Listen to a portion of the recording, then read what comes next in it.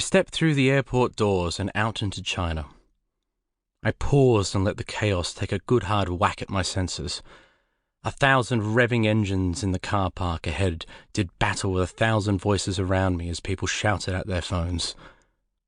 The signs were written in both Chinese script and what looked to me like Arabic.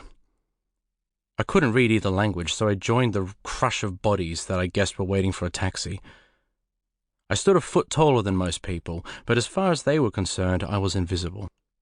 I was in Urumqi, a sprawling city in Xinjiang province, way up in the top left corner of China.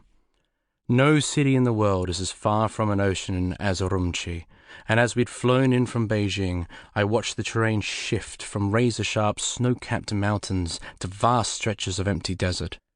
Somewhere down there, a team of race organizers had plotted a 155-mile route that took in those freezing peaks, the incessant wind, and that desolate, lifeless scrubland known as the Gobi Desert.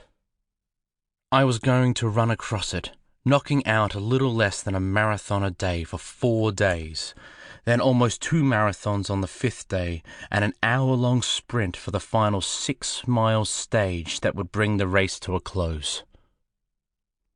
These races are called multi-stage ultras, and it's hard to think of a more brutal test of mental and physical toughness. People like me pay thousands of pounds for the privilege of putting ourselves through pure agony, shedding up to 10% of our body weight in the process, but it's worth it. We get to run in some of the remotest and most picturesque parts of the world, and we have the safety net of a dedicated support crew and highly trained medical crew on our side. Sometimes these challenges can be excruciating, but they're also life-changing, and reaching the finish line is one of life's most rewarding experiences. Sometimes things don't go so well, like the last time I tried to run 6 marathons in a week. I ended up in the middle of the pack in agony. At the time it felt terminal, as if I'd never compete again. But I recovered just enough for one last shot.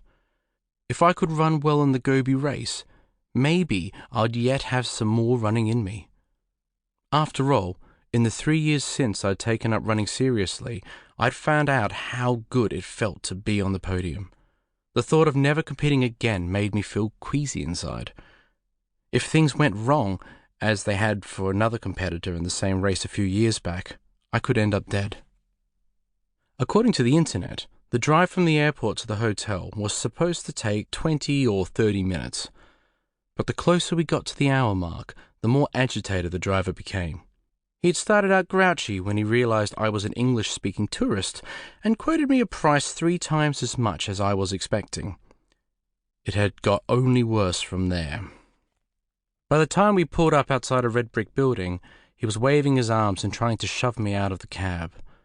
I looked out the window, then back at the low-resolution image I shown him before we started the journey. It was kind of similar if you squinted a bit, but it was obvious that he hadn't brought me to a hotel. "I think you need some glasses, mate," I said, trying to keep it light and get him to see the funny side. It didn't work. Begrudgingly, he picked up his phone and yelled at someone on the other end.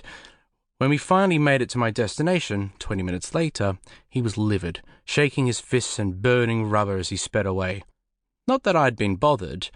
As much as ultra-running batters your body, it also assaults your mind. You learn pretty quickly how to block out distractions and mildly annoying things like lost toenails or bleeding nipples. The stress coming from an enraged taxi driver was nothing I couldn't ignore. The next day was a different story. I had to travel a few hundred miles out of the city by bullet train to get to the race headquarters in a large town called Hami. Right from the moment I arrived at the station in Urumqi, I knew I was in for a journey that would test my patience. I'd never seen such security at a train station. There were military vehicles everywhere, temporary metal roadblocks funneling pedestrians and traffic past armed guards. I'd been told to allow myself 2 hours to get on the train, but as I stared at the great tide of people ahead of me, I wondered whether it was going to be enough. If the previous day's taxi ride had taught me anything, it's that if I missed my train, I wasn't sure I could overcome the language barrier and rebook another ticket. And if I didn't get to the race meeting point that day, who knew if I would even...